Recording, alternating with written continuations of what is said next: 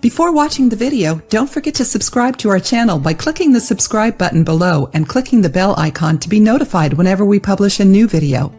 You may have heard about the many benefits of apple cider vinegar, but few people know you have to be careful when consuming it and that it's not necessary nor recommended to drink it straight. You already knew that, didn't you? Despite its benefits, apple cider vinegar can have a very strong and even nauseating taste. That's why it's important to hide it in other foods, especially so as not to damage tooth enamel and irritate the mucous membranes of the mouth and throat.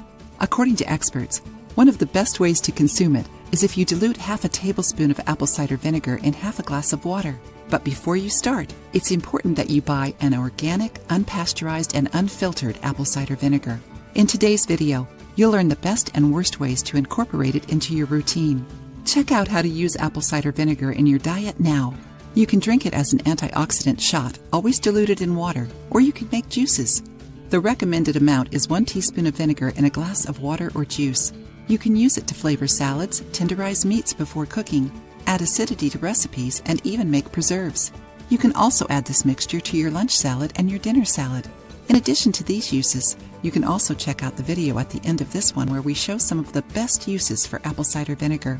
And like I said, there are some ways to consume apple cider vinegar that should be avoided, so it's important to be careful when adding this ingredient to your daily routine.